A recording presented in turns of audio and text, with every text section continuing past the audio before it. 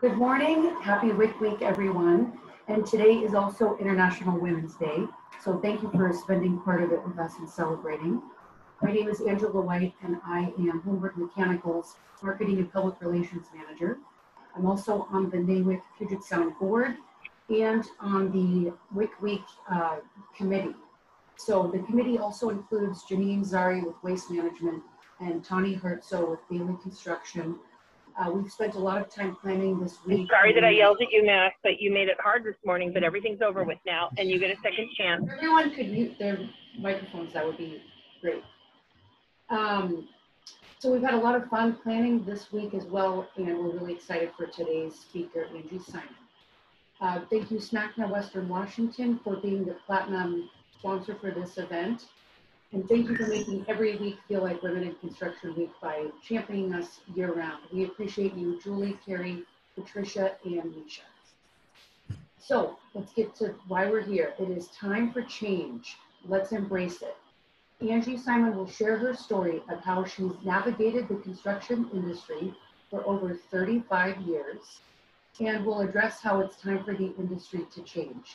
And hey, if you're not changing, you're not growing.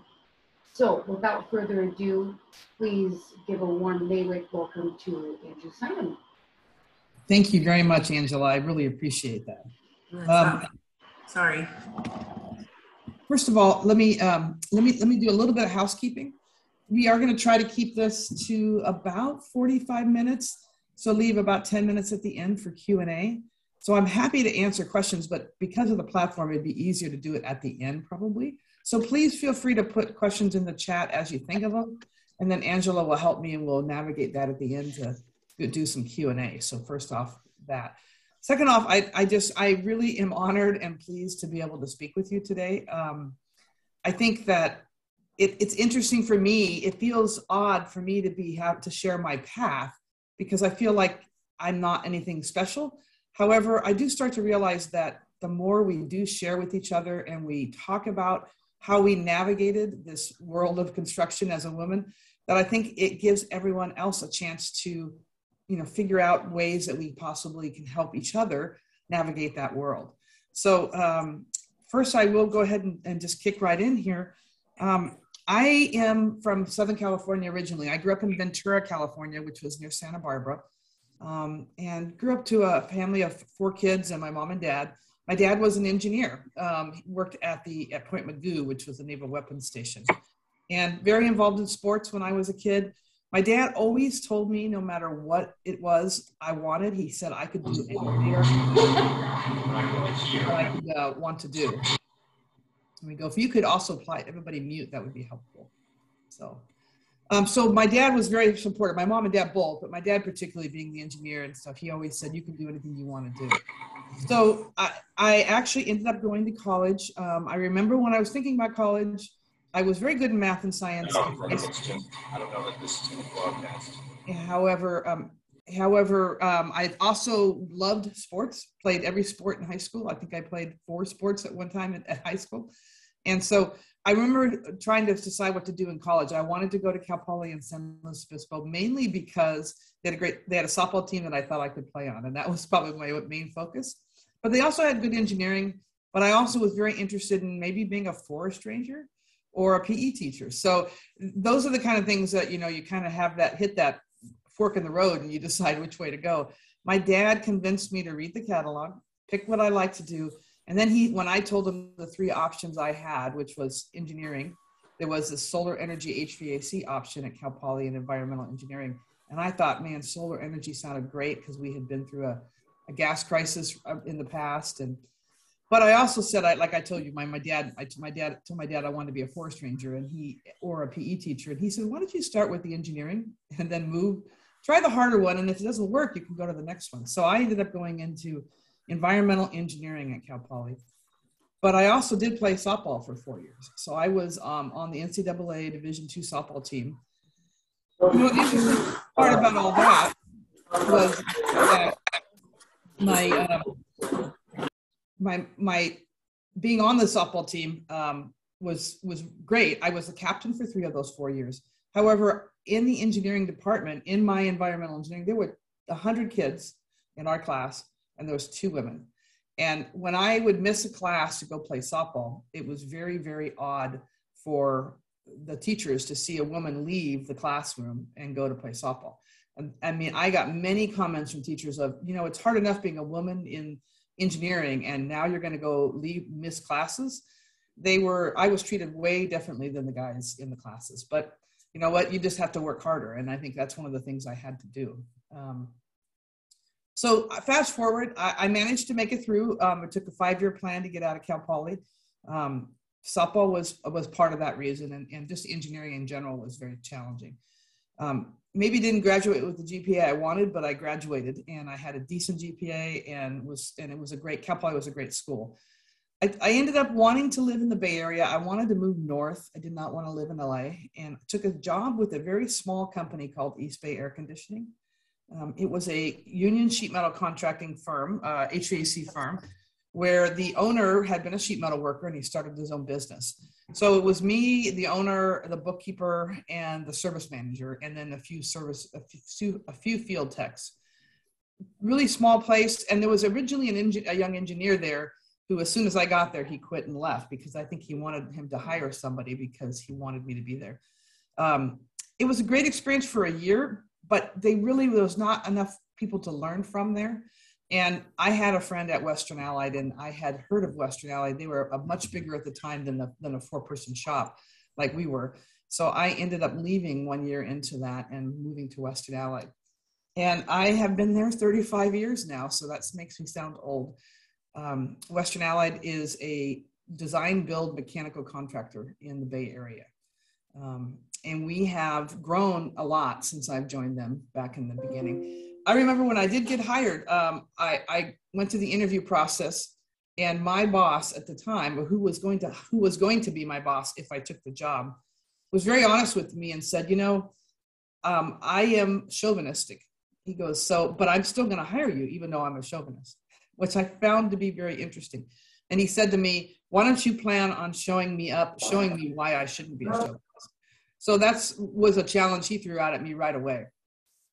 Well, so started as a young project manager at Western Allied. I think I was about 24 at the time. And great experience. I mean, realizing when I came out of college that I knew a lot about mechanical engineering, but I really didn't know anything about construction, and I really didn't know anything about sheet metal and piping and what you do. I did take one welding class in college, but that was it. So one of the things that was really important for me in the very beginning was the team sport aspect, in that I realized as a project manager, I'm part of a team. And I was not the quarterback of the team, honestly, because I, as a quarterback, didn't know anything. I really didn't know what was going on. So I quickly said to the foremen that were on my projects, teach me what I need to know. Tell me what you need and I'll get it for you. Help me get through this. Help me learn. And I promise I will be, I'll be a good project manager.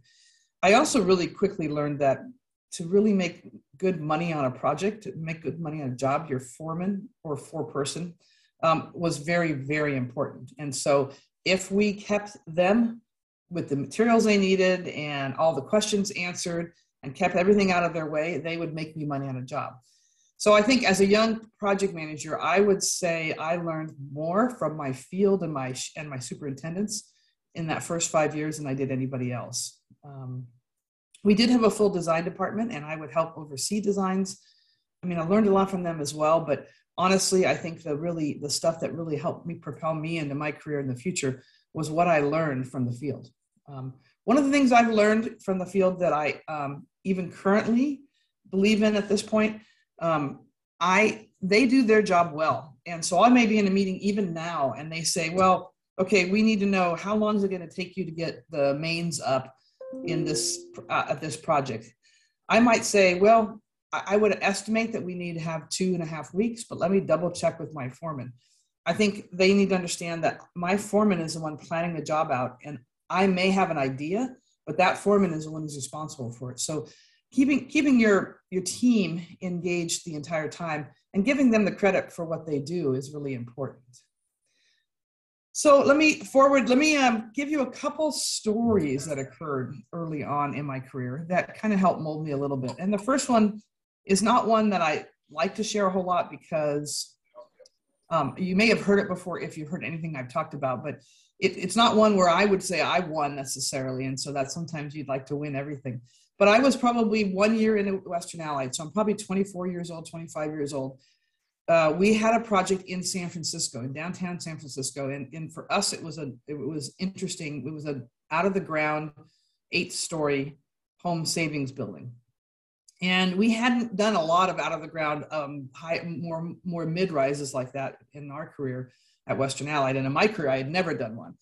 So I remember this was very exciting. I was going to be the project manager. So they had called for a coordination meeting at the job site. And this was really early on. Literally, the hole was in the ground and the steel was just starting to go up. And they had called for a coordination meeting. So my foreman, Jerry, and I went out to the job site. There was a relatively small trailer on the job site. That was where the superintendent for the general contractor, who I will not name at this point, was housed. So Jerry and I walk up together, we walked up together, we opened the door to the trailer and it's packed. It was packed with people. And it was really loud. When you open the door, it was very loud. And then I walked in and it became very, very quiet.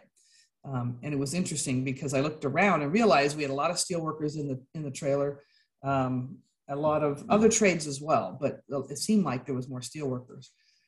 And the superintendent from across the trailer says, who's the girl? And so I stop and I'm realizing I'm the only girl. So I said, I'm Angie Simon. Actually, at the time, I would say I'm Angie Zoll because I was not yet married. And I said, I am the project manager for Western Allied. And this is my foreman, Jerry. He said, I don't do girls in my trailer.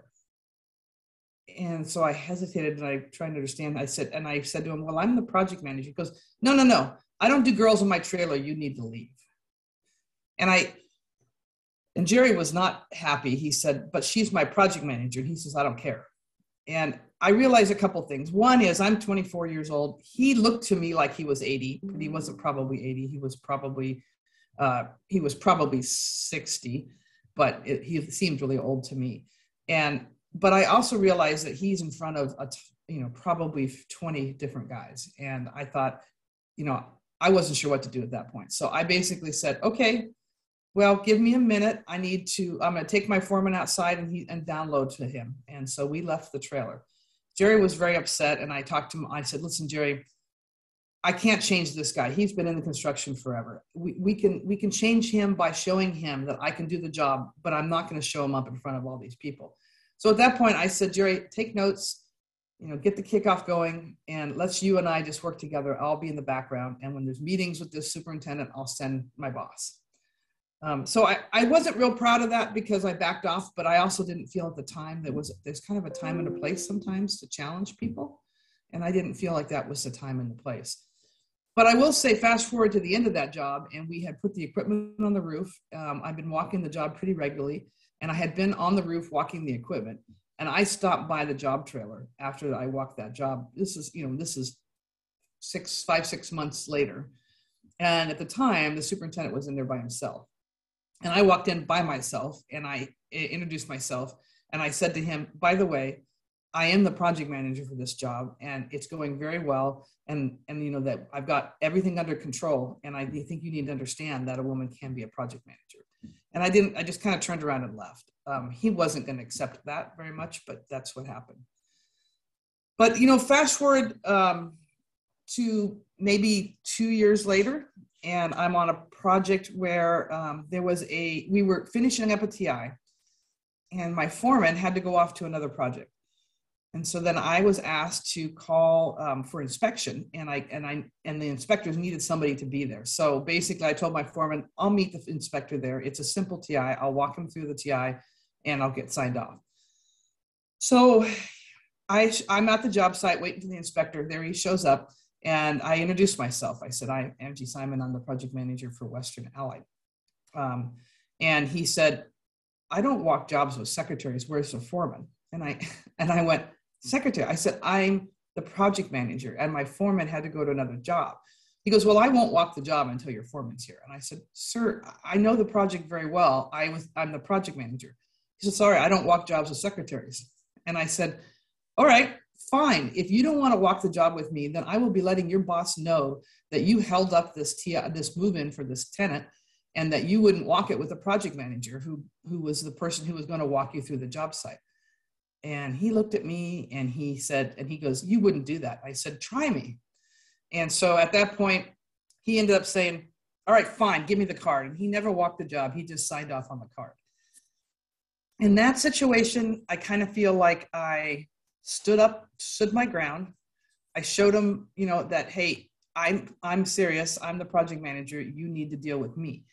And it worked, that situation. But, you know, those are the challenges I think a lot of us have, that we feel like we are not respected for what we know and what we do.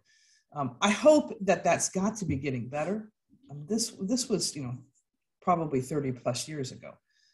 And I guess there wasn't many women out there, so they weren't used to that, and they felt like we didn't know what we were talking about.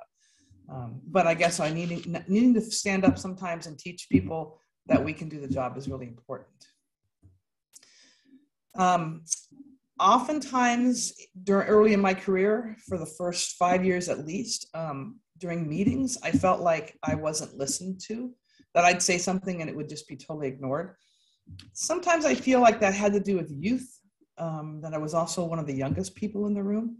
But I also felt that 15 years into my career, where at times there were people in there that would not really acknowledge what we were saying. You know, most of the time when that occurred, I would just try to be persistent about what I was talking about. But, you know, as long as I could get the point across, no matter how I did it, if somebody else wanted to take credit or make that same point, you know, I mean, for me, it was one of those that I was not one who was always going to make a huge wave just to get the credit for an idea that may have come up in a meeting. So that's just me. I think nowadays we should, I mean, it's more common to see a bunch of women in the meetings, and we should make sure that we get acknowledged. But I do think that sometimes it's the idea of the ultimate goal should be to get the project done, or get the project done, or get the whatever the goal is in that meeting, get that done correctly. So it's not always about us. So we don't always have to have credit. And I think as women, we do a really good job at making sure we get our point across, whether we get credit for it or not. So I'm going to go back a little bit to talk about how construction, you know, construction's essentially a team sport. For projects to be successful, it takes many people working together as a team. And I think for me, being in sports, I've always loved teamwork, and that's important to me. I love to watch when people are supported and work as a team, and how the people flourish within that team. I was so successful at Western Allied, I think from the very, very beginning, when I, as an early young project manager, built a team that ran that project. And then as I came into leadership, I quickly realized that that teamwork was even more important. You know, Steve Jobs said, great things in business are never done by one person. They're done by a team of people. And so I think, again, I would stress that you may want to be we need to be the leaders of the teams at times. But again, to be a leader of a team doesn't mean you are the highlight or the boss all the time and telling everybody what to do. Collaboration is a very, very important part of being a team. So, I mean, I think I would suggest that at all times we stay strong and we stay respectful, and we work collaboratively. Now, how many of you have been on a team? Like, I think about, I play basketball, I play softball, I play baseball. But I think about when I've been on a team in basketball, which is incredibly a team sport, but you get one person who says, I want the ball every time. And they're going to shoot every time they get the ball. That doesn't bode well as a team. And so how do you deal with that? That's one of those things where we've all experienced men, and I don't mean to pick on men, but in general, in a construction industry, we've all experienced men who want to be the leaders and who want to let you know that they're very important.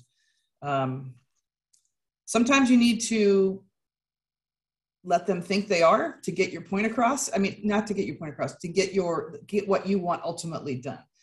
But I would say at times, if they keep disrupting the team, then the conversation needs to be had. And if you are the boss, if you are the person who is in charge, you're going to need to approach them and sit down and explain to them how important teamwork is and how they are not the most important person on that team. Let me fast forward now. I've been at Western Allied, let's say, probably, well, 6 years probably. And then I got married. Very lucky to marry a really good guy who understood and was very involved in career, but was a great partner to have, because he, you know, we both had very good careers. And when we had our 2 boys, he was very important for me because he really took his end of the business too. We shared daycare drop-offs and pickups. We shared, the kids when they were little want mom when they're sick, but if I couldn't be there, he was in the hotel business. He'd pick a sick kid up and take him to the hotel and put him in a room and keep an eye on him in a hotel room. So a partner, no matter who it is really hard. The women that do this job when they're single moms I'm in awe of. And I'm just grateful that I didn't have to navigate that. So along the way, I was at one point doing really well as a project manager, and my projects were successful and I was really enjoying it. I was offered ownership at one point. And at the time, I had just gotten married, and Michael, my husband, thought he wanted to be the general manager of a hotel. He was a controller at the time. And we hadn't had kids yet, and I wanted to have kids. So I basically said, no, I don't think we can have 2 powerful jobs like a GM and an owner of a company. And we hadn't had kids, and I wanted to have kids. So I said, no, this is not the right time for me. Well, let's fast forward just a couple years. A year and a half later, we had our first son, Alex. And one of the things that changed was my husband was hesitant about kids at first. And then when we had Alex, luckily for all of us, he fell in love with my son. And at that point, he said, I don't want to be a GM because I don't want to have to move. I want to stay in the Bay Area. I want to stay a controller. Why don't you see if they still will offer you that partnership? Why don't we invest in Western Allied and invest in you instead of something else? So at that point, I went back and they said, absolutely, we would love to have you be a partner. So I said, yes, I'd be a partner. So I made my first stock purchase in, I think it was 1996. And so I had been at Western Allied about 9 years and was making my first stock purchase.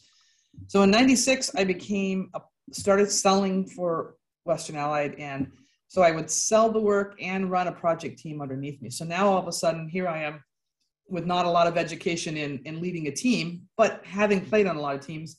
But now I am selling work and running my whole project team. I think leading the team kind of came comfortable to me because I felt like they were my team. I wasn't more important than any of them. I may bring the project in, but they were really critical to making sure that we made money on projects.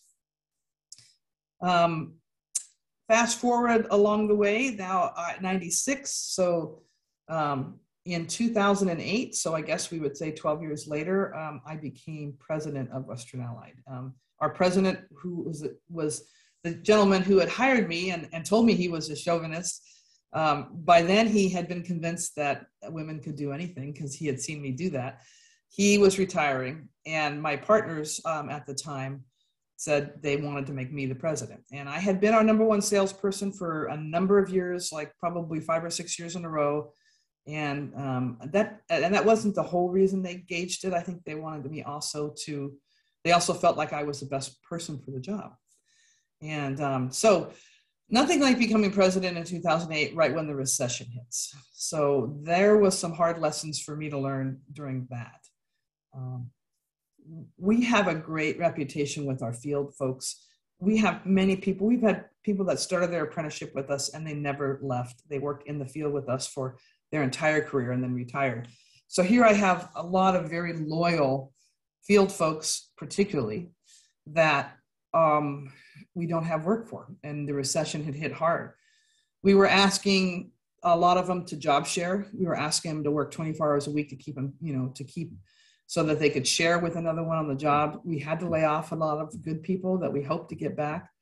Not a fun situation, and a lot of them had never seen a recession, and our field folks, and they were living probably a little outside their means. They made great money as union workers within the Bay Area, where we're the highest paid in the nation, but they were living paycheck to paycheck still, even then, because they had bought houses and had families. And so it wasn't an easy situation. And I will say, for me, I think that what helped me a lot in that situation is leading with care and compassion, learning how to talk with them that we really do care, but we also have to do what's best for the company. And ultimately, my responsibility was to make sure that our company survived that recession. And my goal would be to bring all of them back and have them all working again as soon as we have more work. But at that time, we had to do what we needed to do to make the company solid. So that you're going to end up with having to make hard decisions sometimes in your life. And that's definitely in 2008 to really quickly learn that as a president of the company. But we survived. At that same time was when I also was asked to be, I had been on the Bay Area SMACNA board for probably since about 1998. And I was asked if I would go on the national board for SMACNA. About 2008 as well, or maybe 2007, 8. And our executive director of SMACNA at the time, Gary Schwank, had been pushing me forward. He had put me on task force prior to that so that I had some national experience. And when they asked me to go on the board, I said, sure, I'd love to do that. And then at one point I found out that in the 60-year, at that time SMACNA had been around 60 years. In 60 years, they'd never had a woman on the board. And I was a little floored by that. I also understood that SMACNA contractors, that so many of them were family-owned businesses, and I didn't know that either, because Western Allied was not that. So I learned a lot about that. But what hit me was then, if they're family-owned businesses, where were all the women in the families? I mean, to have families, you have to have women. So I don't know. It just seemed odd to me to think that they had never had a woman on the board. But what also was odd was it was pretty obvious when I had to my very first board meeting. The board meetings were usually a day or 2 days, depending on the length of the board meetings. And the very first day, the first 4 hours, we sat in the board meeting and we exchanged information and talked and they shared stories, etc. And then at lunchtime, I got approached at a different time by 3 different guys that said, I've never understood, I didn't know a woman could know that much about air conditioning. And wow, you're impressive. And it just floored me to think that these guys had no clue that women are just like them. I mean, there's really no different. I mean, we can know as much as we want to about what we do. So it was a great experience. These guys were actually being complimentary. They were not being mean. It was very nice of them. However, it took for those 4 years for the variety of folks on the board, because the board is made up of all contractors across the nation and in Canada. It was a good experience for many of them that had really never seen women work in the business.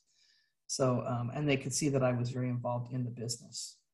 So those 4 years on the board were very valuable for me. I learned so much about how other companies run. We shared stories with each other about, what we do with our companies. And when we have a challenge, we talked about it.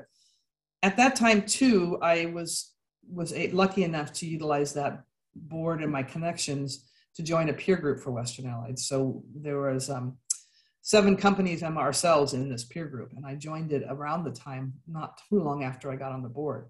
And Hermanson is in my peer group.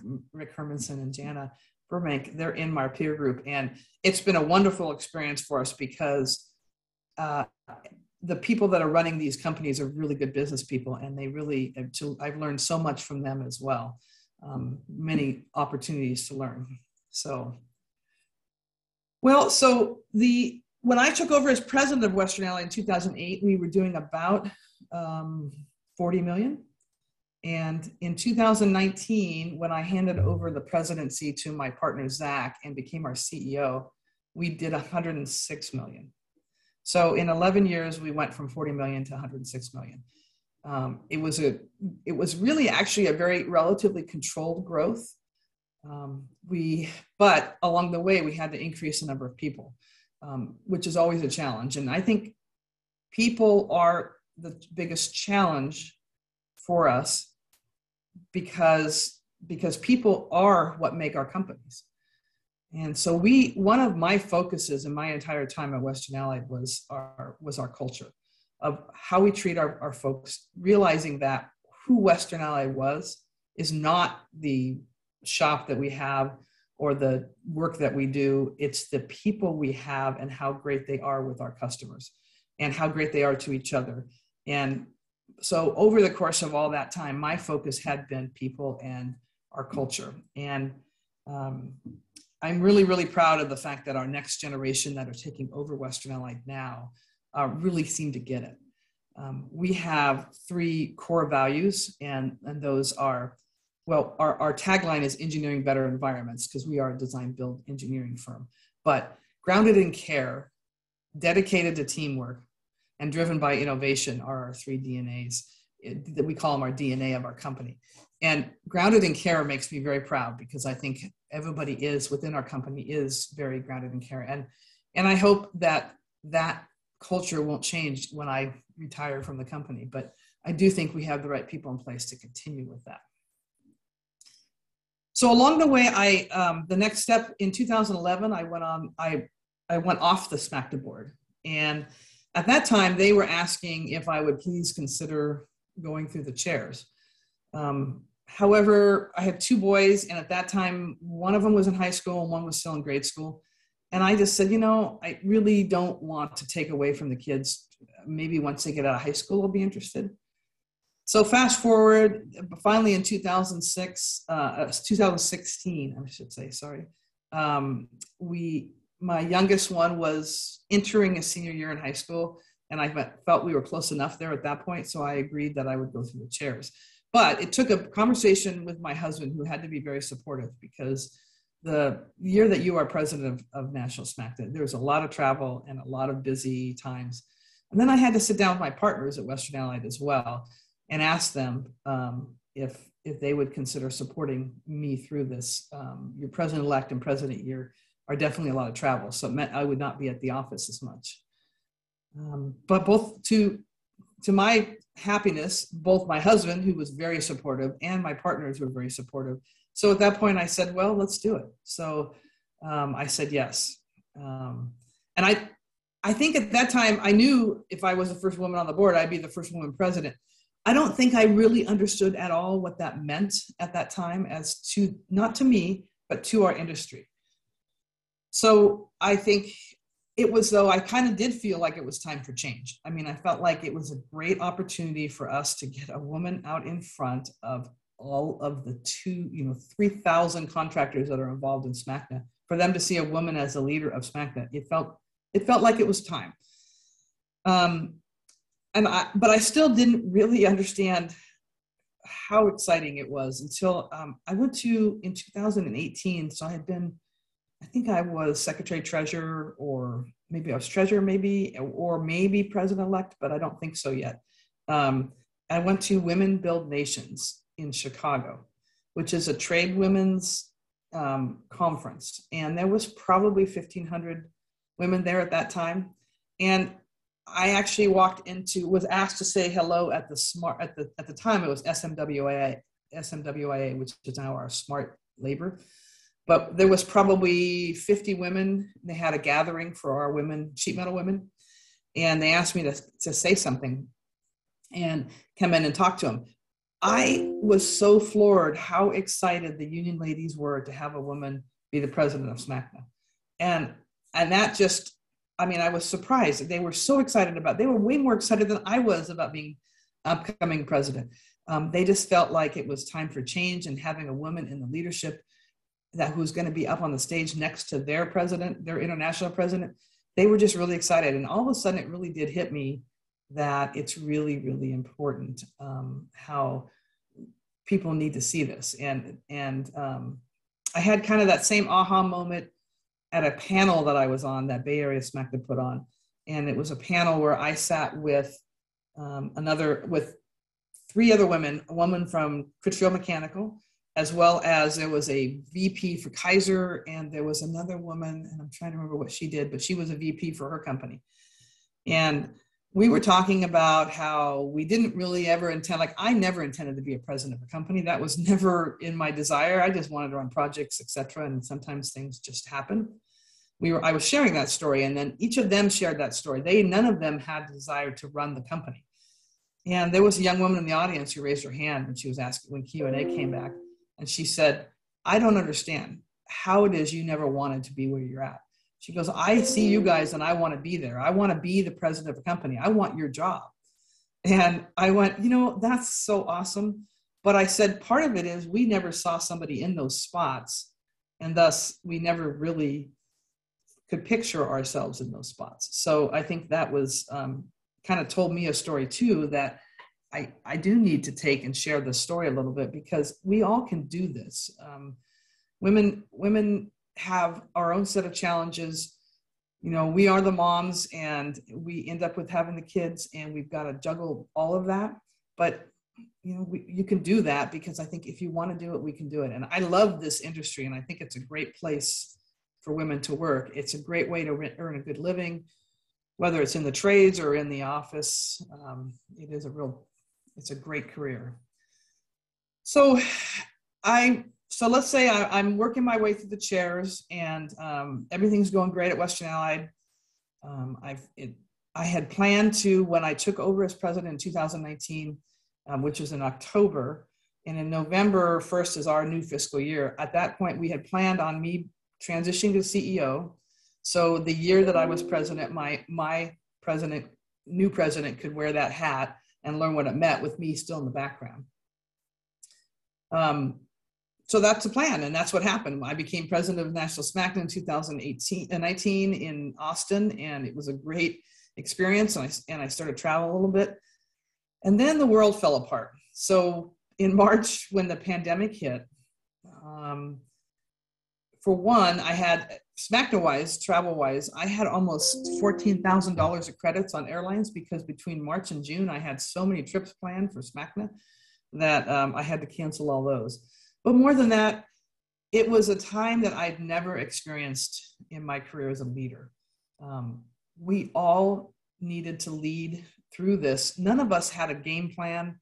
None of us had a guidebook. I mean, none of us knew where this was going. Every day was a different story. I think I ended up working harder for those first 3-4 months, at least, of the pandemic than I'd worked in ages, hours and hours, trying to keep everybody working where we could, navigating through the PPP money that was available for a lot of us contractors, also helping SMACNA navigate through all of this, and trying to make sure that we got educational information out to our contractors, working together with the SMACNA staff to make sure that we kept our contractors engaged. And I will say that I was super proud of SMACNA and the National SMACNA and the communication staff and the whole staff, our attorneys, everybody, how much they did to help our contractors during that time. But I will say that, we're still struggling with it, but those were in really crazy times. And I think as a leader, there are times when you need to lead with calm, and you need to be the positive in the room. And that's what I stressed really hard. I kept saying we need to be very positive with our employees. We have to be honest, but we have to be honest and tell them that we're not really exactly sure where it's going, but that we're going to be okay. And so I think we worked on that we were going to be okay. So we got through some of that, and I know that you guys up in the Western Washington were very similar to us in that things shut down pretty rapidly. But then for us, May 1st came, so 6 weeks or so into the pandemic, when construction was deemed essential. And we more or less in the field came back pretty much trying to man all of our jobs, plus start the ones that had gotten delayed, and then start the new ones. So all of a sudden we had more work than we had before. And trying to keep everybody healthy and safe was always a challenge. So, but we've all lived through that, so you all know how that goes. I also, at the same time, because I didn't have enough to do being president of SMACNA and trying to survive a pandemic, I also ended up working, starting a summer camp for high school kids. We called it Heavy Metal Summer Experience. I had been talking to my partner, our president at Western Valley, my partner, who has 4 boys. And we've been talking about how his oldest son is just not meant for college, and that he loves welding, and that we really need to get the message out there that there is a great career in our trades. And we were talking about it. I said, we really should run a summer camp. And my partner goes, I think it's a great idea, but I don't have time. And I said, well, I do. So I wrote up a business plan and presented it to my partners and told them I thought it was going to cost $30,000 for us to run the summer camp. And they, to their credit, were very supportive and said, let's do it. We are in Menlo Park, but right in our backyard is East Palo Alto, which is a very underserved area. So we wanted to work with the East Palo Alto High School to see if we could get kids from East Palo Alto to do our camp. And to my relief and to my thrills, during the EDGE conference, which was a SMACNA virtual conference, I talked about this program that I was just getting started, trying to figure out how to navigate and start a summer program on a workshop that we had virtually. And Jana Burbank and Julie Mueller from Western Washington SMACNA and Jana from Hermanson heard this, and they called me and said, they checked with Rick Hermanson. They said, we want to do this camp too. And I said, great. So they've been an amazing group. We, Hermanson and Western Allied had, between the two of us, we ran 2 camps. We had 28 kids. We've got a bunch of them working in the trades now. And this summer, we have about 12 or 13 contractors that want to run the camp across the nation. And we'll probably have about 200 kids. So really excited about it and where it's going to go. I think for us, one of the things that are really cool in my camp, we had 16 kids from East Palo Alto. We had one white young man, and then the rest were either Hispanic or Black. And I had 6 girls. So, and one of those girls works for me now and is just amazing. And so, I mean, we really worked hard on bringing in and showing that to these kids that there is a great career in our trades. So I do think there's changes coming, and we need that, and the industry needs that. And I'm very involved with SMACNA and SMART in regards to diversity, equity, and inclusion. We have an initiative called Be for All going forward right now. So we're trying to get the industry to go in the right direction. As we all know, we've got 40% of our industry is going to retire. 40 to 50% of our industry is going to retire in the next 5 years. And we don't have enough people now, and we need to start looking into other areas. And women and minorities are an area that is definitely untapped in our industry. So I'm excited about the changes that are happening. It's been long overdue, and we're really, really glad to see that happening. It's going to be a little bit of work, but okay. Well, we are 5 minutes from being done. Let me leave you with a few thoughts that I would love to share, things that I've learned along the way that I wanted to make sure that I shared that. One of them, let me get this, here we go. The first one would be leadership and learning are indispensable to each other. I've always said I want to learn something new every day. And I feel that learning has helped me become a better leader. There's so much out there for us to use if you want to learn. So many great books to read, so many great podcasts to listen to about leaders. You can learn from everyone.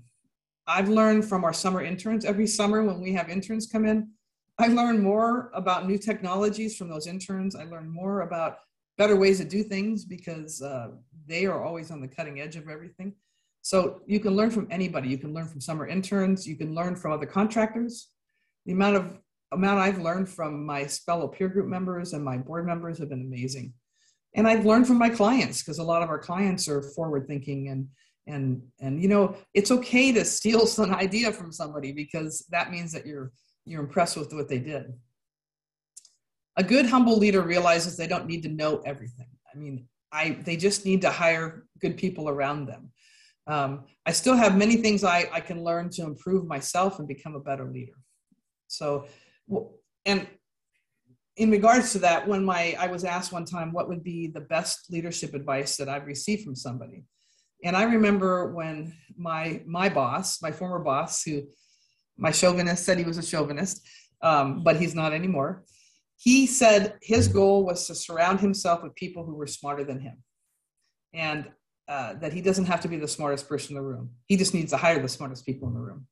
And I feel good that I've done that same thing, that also that our team at Western Allied is a group of amazing people. And, you know, honestly, if I, as we talk about it, if I were hit by the beer truck today and not around tomorrow, my team would do great on their own. They would continue on without me, without a problem. You know, because it's really not about me. Leadership's actually about serving the organization, serving the company, and the vision. It's not about the person, but about the results. So in reality, if you're a really good leader, and you think about it, if you were gone tomorrow, is your team still going to be able to do everything they need to do? If you've enabled them to be good at what they do, and given them the skills, then you should be proud of that, because that's where you need to take them.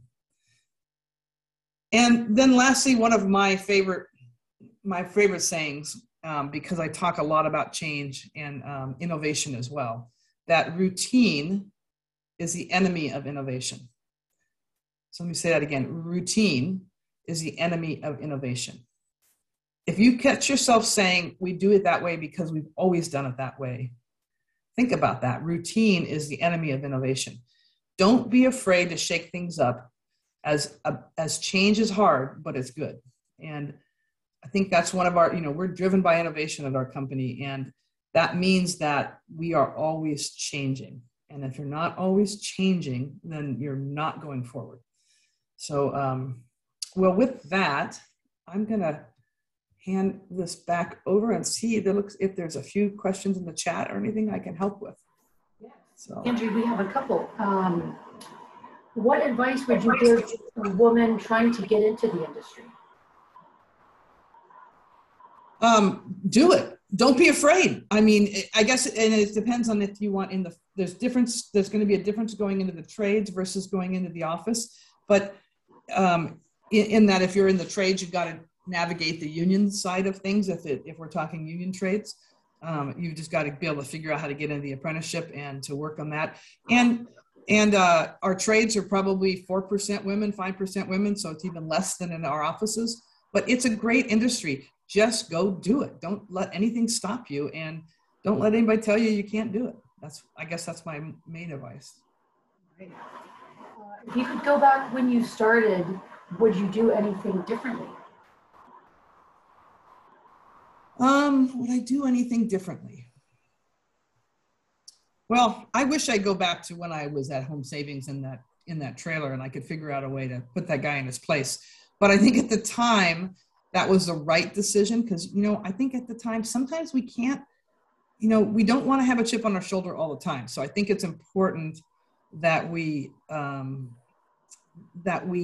get what we want to get. Women are really good at getting what they need, and sometimes doing it via the back door. And I've done that my entire career, where I've seen it with my boss. I remember there was something I needed him to agree to, but I needed it to be his idea, because he wasn't going to agree to it if it wasn't his idea. So I remember going to lunch with my boss, and at the time, our controller, and I told my controller, who wanted me to get this decision, my boss to make this decision. My controller said, I can't get him to do it. And I said, I bet I can. And by the end of lunch, I had managed to sell him enough without him even knowing I was selling him, that all of a sudden it became his idea, and he agreed that we needed to do that. So that was one way women can help with running things. But would I do anything differently? I'm not sure I would. I mean, I will say that I was probably a bit naive to women in construction, and the fact that I was the only woman there. I really didn't realize that I was different. I guess maybe it came from the team sports thing, but I never thought about I was the only woman in the room. I do remember a couple of times early on, our Western Alley tried to be very dressy.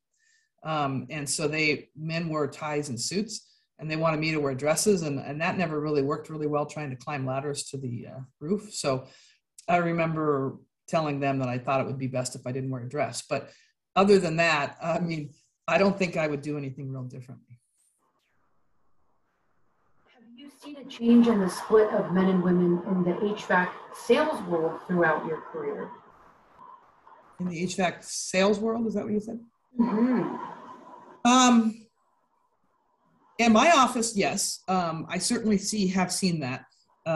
Actually, and project management wise too, I have seen, I mean, in the Bay Area and like in the Seattle area, we are definitely probably more progressive on the West Coast than other areas.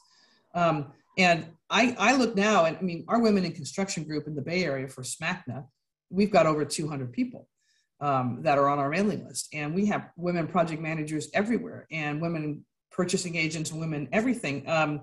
And so I have seen a change, definitely. And I also have seen a big change in the respect level that women, professional women, particularly those in the office, the project managers get.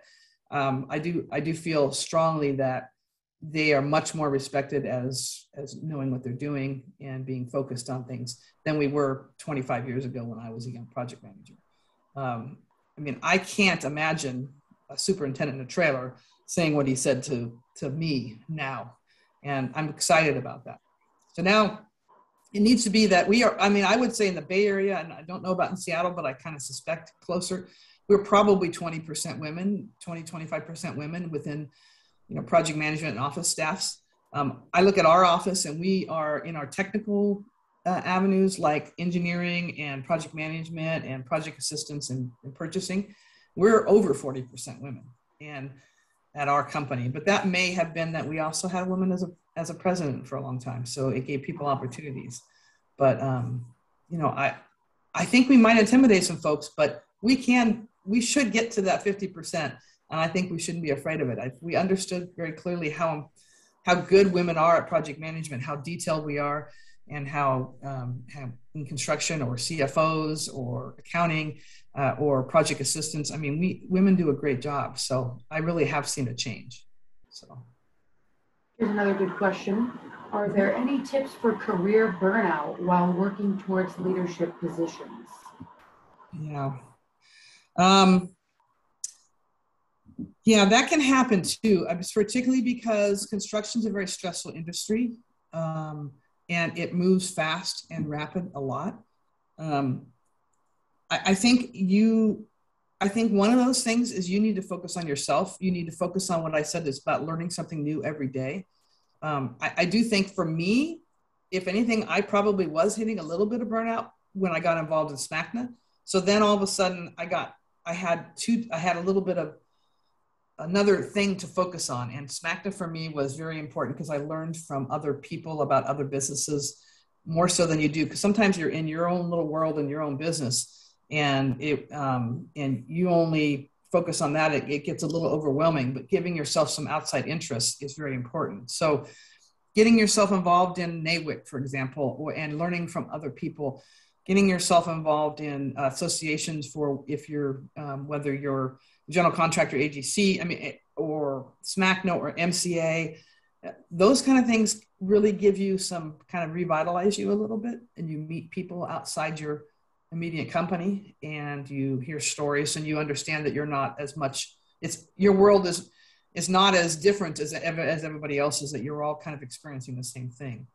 So, if anything, I would say it's important to, when you're starting to feel that burnout as you're getting there, is to take some time to yourself and figure out what else would make you interested.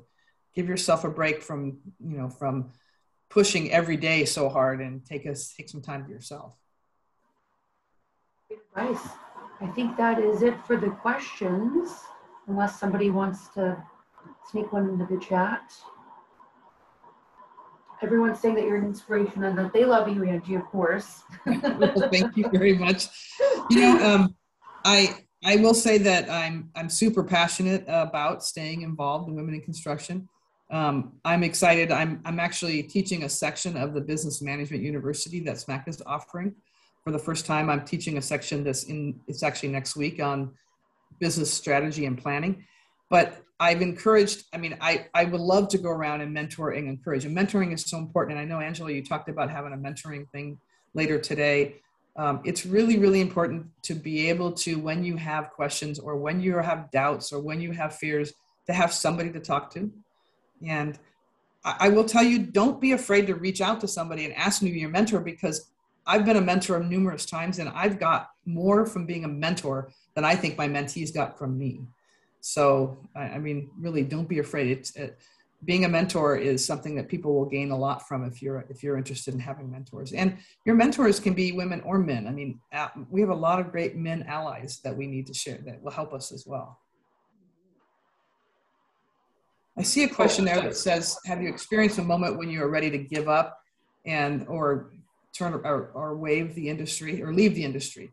If so, how did you feel about working around it? And I will say that there were times, absolutely. I mean, and I will tell you, did I feel like there was a few times I wanted to cry? Yeah, and sometimes I did. Generally, though, oftentimes I didn't like to let them see me cry, but doesn't mean I wouldn't cry. But leaving the industry, I guess I would say I didn't want to leave the industry, but sometimes I did doubt that the construction world, that I could keep up with it. Probably at that time when the kids were, 2 and 5 and life was so busy, and Western Ally was divorcing our Southern California office, and life was just crazy at the time. And I really did doubt that this is a long-term thing. But then I run that next project that I really enjoyed, or I sold that next project and I worked with people I really liked, and all of a sudden I was regenerated again. So, and any of you single moms out there, you guys have my admiration to the hilt. I mean, you ladies are amazing if you're a single mom and doing this job too. So you got to pat yourself on the back. All right, Angie, here's one last question. How can we better advocate for ourselves as women to ensure that we're being paid appropriately? What's the best advice or tip you have for negotiating salary at a company where you've been there for a while? No. Well, and that's probably something that we as women don't always do well. And, but I will tell you that you need to you really need to write down, before you go in to advocate for yourself, write down everything that you've done, show them your value, and show them what you've done for the companies, and that how much you've given to the company. And you need to go in there and sit down and just say, well, do your research too. Make sure that what you're asking for is not, out of the ordinary. I mean, do some research, make sure you know where you should be paid. And if you're not, then you need to go ask for that. You need to go sit down, explain everything. And then I'll tell you a quick little story. At one point, I was thinking about leaving Western Ally when I was 7 years in, and I had gotten an amazing offer from another company. Maybe it wasn't 5 years in, let's say. And at that time, which is way back in the early 90s, I think I was offered 20 grand more than I was making at Western Ally, which is a lot of money. So, but I didn't really want to leave Western Ally because I loved what I did there. I loved the people, but I'm like, I can't be paid that low. I mean, there's a problem here. So I went in and sat down with my boss and said, okay, you know what? If you can't, I have an offer from another company and here it is. If you can't pay me, you can't get me to where I need to be, I need to leave because I can't, do this. I can't take a job and stay here because you're paying me too little. And he was pretty floored by that, by how much they had offered me. But then he also said, okay, I'll go back. I can't get you that entire amount this year, but in 2 years, I'll get you there. I promise you. And I took his word for it. And he did get me up there in 2 years. And I'm glad I stayed because I was given that opportunity. But it's not very easy. And, if anything, you need to get your self-confidence boosted up before you go in to talk to your boss and sit down and just explain your worth and maybe meet him part way. Even if you say I should be at A and you're really at B, then maybe meet him in the middle. I mean, if you have to for a while, but then you should also say, then let's meet again in 6 months and let's see it and show you where I need to be. So it just takes a lot of confidence, and I understand that's a scary situation. So do it, go do it. On that note, Angie, thank you. This was wonderful. You're so inspiring, and I knew you would hit it out of the park, which you did. So I appreciate your time. Well, I wish I could have been in person with all you. I know that would have been nicer. But, and feel free to reach out to me. You know, I'm on LinkedIn. I'm just, you know, I would love to touch base with many of you, so. Right. I went ahead and added your email address to the chat. I probably should have asked for that first. No, that's fine too. Okay. No, that's good. Yeah, no, actually that's even easier because I don't check LinkedIn all that often. So that's there we go. Okay. good. Well, awesome. So everyone that's still on the call, be sure to join us tomorrow, Wednesday, from 7 to 9 for a virtual breakfast with AGC's Culture of Care. We'll be spotlighting ANEW and Arcade Wayfinding, who are the two organizations that all of the proceeds we're earning for WIC Week are going towards. Thursday, we have a personal branding session with Kim Peterson. That's from 10 to 11. And then we also have virtual wine tasting with Northwest Cellars from 4 to 5. And then we're wrapping up the week with a guided meditation with the focus of envision equity, like the whole week has been, with bee meditation. And that's also virtual from 11 to 12. So if you have any questions or want to register, check out nawicpugetsound.com/WICweek. And on that note, thank you for joining. Everybody have a great day.